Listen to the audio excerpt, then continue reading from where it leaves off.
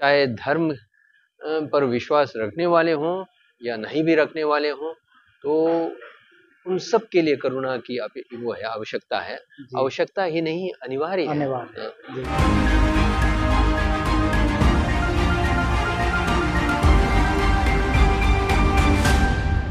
आप सभी भाइयों बहनों को नमो बुद्धाय टस्तिलेख।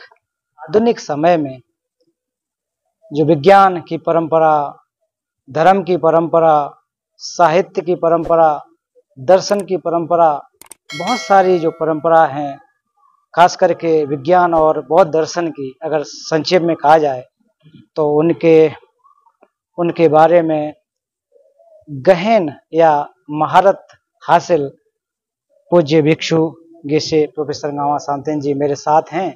और ये हम लोगों का सौभाग्य है कि आपका समय मिलना बहुत दुर्लभ होता है। गुरुजी से अनुरोध करना चाहता हूं कि आपके लिए मेरे 3-4 गुरुजी प्रश्न हैं, तो जो कि खास करके भारतीय लोगों को ध्यान में रख करके मैं आपसे यहाँ पूछना चाहता हूं। तो सबसे पहले आपसे प्रश्न है कि आपने अब तक का अपना संपूर्ण जीवन शिक्षा के क्षेत्र में व्यतीत किया है, तो शिक्षा चाहे जो आधुनिक शिक्षा हो, प्राचीन शिक्षा हो, और उसके बारे में आपका क्या विचार है। और दूसरा कि जो भारत की शिक्षा प्रणाली, उसमें क्या सुधार होने चाहिए और लोगों को किस प्रकार की शिक्षा मिले जिससे कि लोग अपने जीवन को या शिक्षा के मूल अर्थ को समझ सकें। सर्वप्रथम कैलाश जी, आपको धन्यवाद आज यहाँ इस मंच पर अवसर देने के लिए और श्रोताओं से फिर ये बात करने के लिए। और जो अभी प्रश्न आपने किया और ये महत्वपूर्ण है बहुत ही, और इसको अच्छी ढंग से व्यक्त करने के लिए काफी समय भी चाहिए, लेकिन मैं संक्षेप में ये बताना चाहता हूँ कि तथागत बुद्ध ने यहाँ फिर बुद्धत्व प्राप्ति के बाद फिर अपने शेष जीवन में संपूर्ण रूप से संपूर्ण मानव मात्र के लिए शिक्षा देते रहे। वही शिक्षा है। और शिक्षा जो है फिर तथागत बुद्ध ने अपने त्रिशिक्षा के नाम से, और एक शील शिक्षा और समाधि शिक्षा और प्रज्ञा शिक्षा, तो ये शिक्षा जो है ये वास्तव में एक मनुष्य को समृद्ध बना करके अपने दुखों से मुक्त करने की एक वो है, मुक्त करने के लिए जो साधन है वो हमारे सामने रखा है। और उसमें फिर त्रिशिक्षा के माध्यम से शीलवान होना, अब ये सारे हमें ये डिटेल में नहीं जाऊंगा। शील शिक्षा से लोग फिर शीलवान हो जाते हैं और उससे उनके जीवन जो है एक निश्चित रूप से एक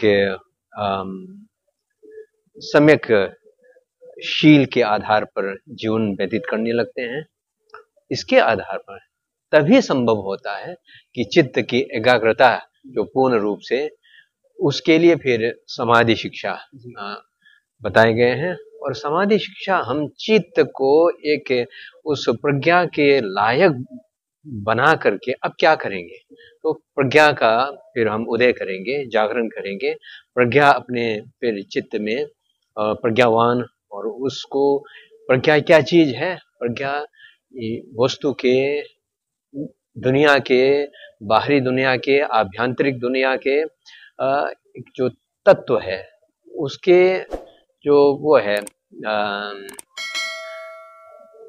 तथता जो है, उसकी वास्तविकता जब जानेंगे वही फिर एक तत्व ज्ञान होता है। उसके तहत सूक्ष्म रूप से जब जानेंगे, वहीं से फिर हमारा दुख का निवारण पूर्ण रूप से निवारण होना शुरू होता है। और तब जाकर के शील और समाधि और प्रज्ञा के इन तीनों के माध्यम से फिर दुख से मुक्त होना और फिर ये निर्वाण प्राप्त होना, बुद्धत्व प्राप्त होना, ये सारी प्रक्रिया जो है शील से ही, शिक्षा से ही प्रारंभ होता है। यहाँ शिक्षा का मतलब है व्यक्ति में एक परिवर्तन लाना, मौलिक परिवर्तन लाना। और मौलिक परिवर्तन किसके लिए लाना?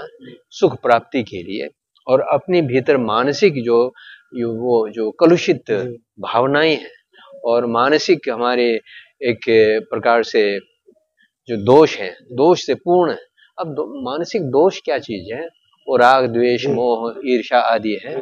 उसको फिर कम करने के लिए, प्रारंभ में कम करने के लिए, और धीरे धीरे फिर साधना के माध्यम से कम करते करते, क्षीण करते करते फिर उससे मुक्त होना, यही प्रक्रिया है।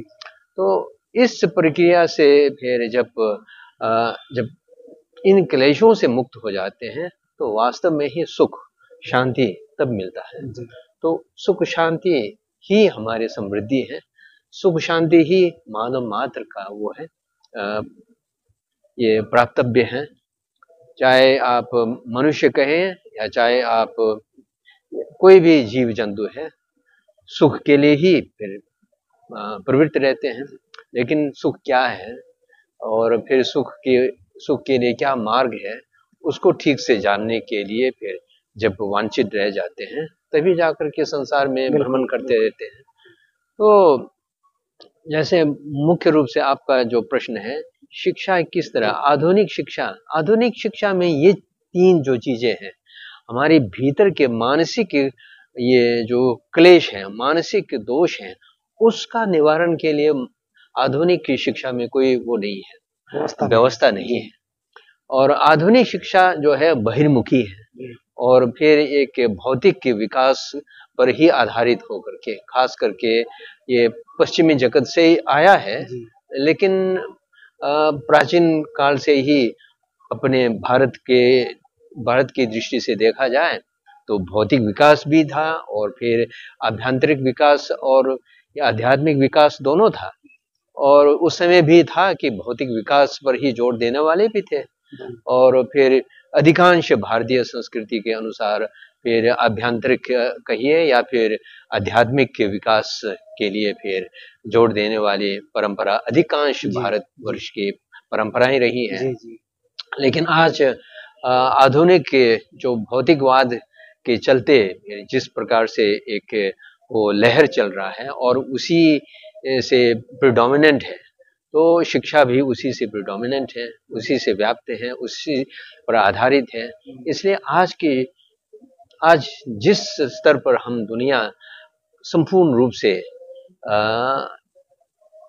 संपूर्ण जो एक भूगोल के स्तर पर देखा जाए तो दुखी है, सुख शांति नहीं है।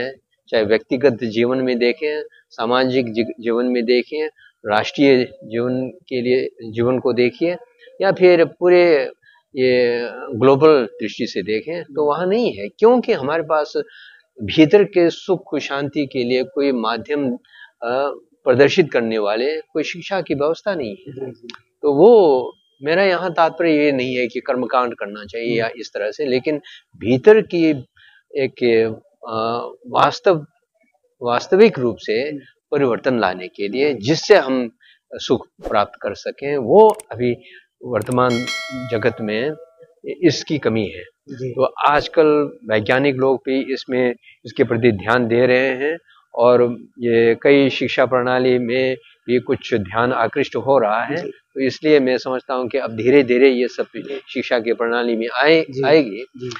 लेकिन ये एक विशेष रूप से भारतवर्ष, जैसे मैंने पहले कहा कि शिक्षा किस तरह की होनी चाहिए, ये एक सोच प्राचीन भारतीय परंपरा में बहुत ही बलिबांधी एक परंपरा रही है। लेकिन इससे थोड़ा विमुख होकर के आज हम पाश्चात्य के जो भौतिकवाद के प्रति हमारा रुझान भर गए हैं। तो इसलिए मैं समझता हूँ कि हमें ध्यान देना चाहिए कि भौतिक सुख और समृद्धि जो है ये हमारे सुख शांति का एक वो साधन नहीं है। जब तक हम भीतरी आभ्यंतरिक परिवर्तन नहीं लाएंगे तो फिर वास्तविक सुख शांति नहीं प्राप्त किया जा सकता है। इसलिए हमारे शिक्षा प्रणाली है वो फिर, क्योंकि एक राष्ट्रीय दृष्टि से देखना है तो हमको भौतिक के जो वो है समृद्धि, उसको पूरी तरह से हम छोड़ भी नहीं सकते हैं। एक व्यक्ति के लिए साधना की दृष्टि से देखा जाए तो वो पूरी तरह छोड़ भी सकते हैं, लेकिन एक समाज और एक राष्ट्र की दृष्टि से देखा जाए तो हम नहीं छोड़ सकते हैं। तो इसमें एक प्रकार से बैलेंस रखते हुए इसकी प्रवृत्ति होनी चाहिए, ये मुझे लगता है। गुरु जी, लेकिन जैसा कि आपने अभी त्रिशिक्षा शिक्षा के बारे में बात की, तो त्रिशिक्षा शिक्षा प्रमुख रूप से भगवान बुद्ध के द्वारा बताई गई है। लेकिन दूसरे लोग जब इस बारे में सोचे तो कहते हैं कि बौद्ध दर्शन की शिक्षा है, भगवान बुद्ध की शिक्षा है, तो हम अपने एजुकेशन में उसको या लाने में शायद मुश्किल होगी, या फिर एक दूसरे नजरिए से उसको देखें, तो फिर कैसे संभव हो सकता है? हालांकि ये बहुत महत्वपूर्ण चीज है, लेकिन हमारी शिक्षा में कैसे उसको?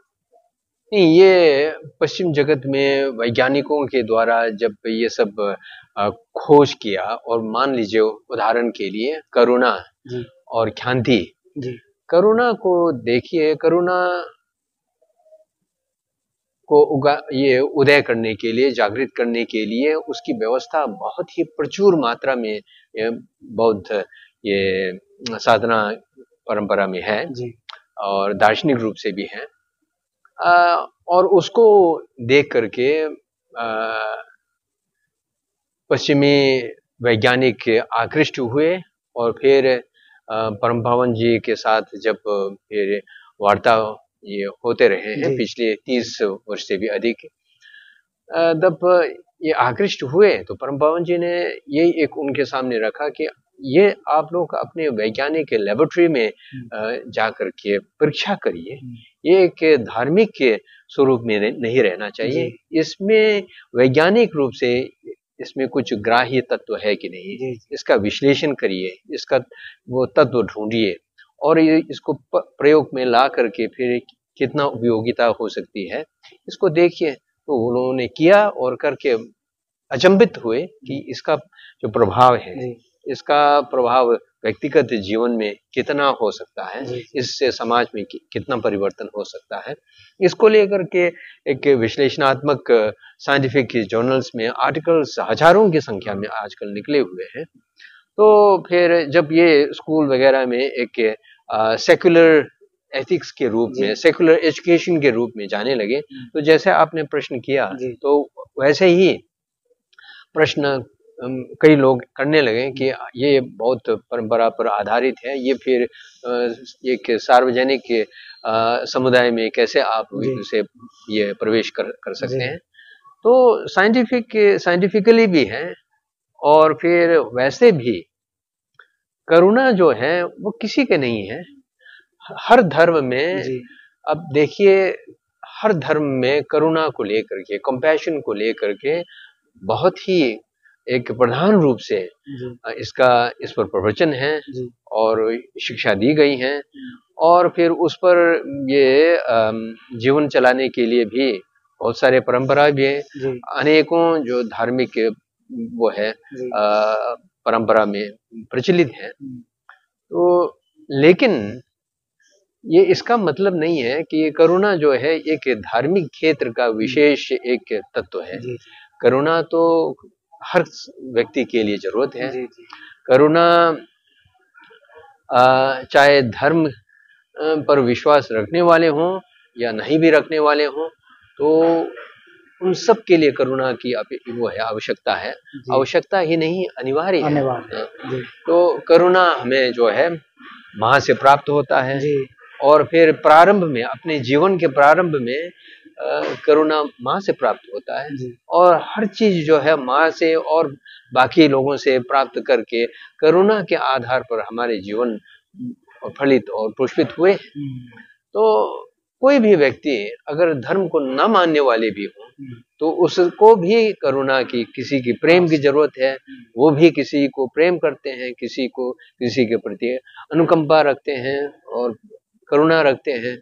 करुणा से ही समाज चलता है। तो उसको किस तरह से पैदा किया जा सकता है, वो उसकी आवश्यकता क्या है, ये धर्म के एक प्रसंग से हटा करके फिर केवल उसी को लिया जाए तो ये एक मनोविज्ञान मात्र है। किसी धर्म, ना हम बुद्धत्व प्राप्ति की बात करते हैं, ना हम ये उसमें जब हम करुणा की बात करते हैं तो उसमें पुनर्जन्म की बात है। केवल एक मनुष्य के स्वभाव में एक प्रकार से जो एक मानसिक तत्व है, संरचना है, उसमें उस दृष्टि से देख करके करुणा क्या चीज होता है, करुणा का आवश्यकता, उसकी आवश्यकता क्या है, फिर करुणा कैसे पैदा किया जा सकता है, और समाज में करुणा का महत्व क्या है, ये सब जब देख करके और उसका ट्रेनिंग दिया जाता है तो जीवन में परिवर्तन आता है। जी जी। अनुभव करते हैं। जी। जैसे दवाई खाते हैं तो कोई दवाई के बारे में जब बातें करते हैं तो अरे ये दवाई नहीं खाया जा सकता है, ये किसी का फलाना ठिकाना है, लेकिन जब दवाई खा करके उनको उनका रोग फिर ठीक हो जाते हैं तो विश्वास करने लगते हैं, दवाई खाते हैं। तो इसी तरह अब ये लाखों की संख्या में फिर लोग ये ट्रेनिंग भी लेते हैं और अपने अनुभव के आधार पर लोग इससे फिर ग्रहण करते हैं, स्कूलों में भी और पब्लिक जीवन में भी और हर जगह। जैसे अमेरिका में देखा जाए तो अमेरिकन जो वो है स्टेट्स में, बहुत सारे स्टेट्स ने ऑफिशियली ये ethics, social emotional and ethics की जो है और फिर सेकुलर एथिक्स को ग्रहण किया है, स्वीकार किया है, अपने वहाँ फिर जनता को फिर सिखाने के लिए, ट्रेनिंग देने के लिए उन्होंने ऑफिशियल वो भी ट्रेनिंग भी चलाए हैं। तो इसलिए ये एक धार्मिक स्रोत से आया है। इस दृष्टि से देखा जाए तो फिर प्रारंभ में लगता है, लेकिन भीतर देख करके झांक के देखें तो वो एक बिल्कुल सेक्युलर और साइंटिफिक मनोविज्ञान ही है। दूसरा प्रश्न आपसे पूछना चाहता हूँ, एज ए आप एक बौद्ध भिक्षु हैं, तो बौद्ध भिक्षु होने के नाते अब भारत में बौद्धों की जो विरासत है, बौद्ध दर्शन की जो विरासत है, तो उन भारतीयों को उसको संरक्षित करने के लिए किस प्रकार से कदम उठाने चाहिए, क्या करने चाहिए?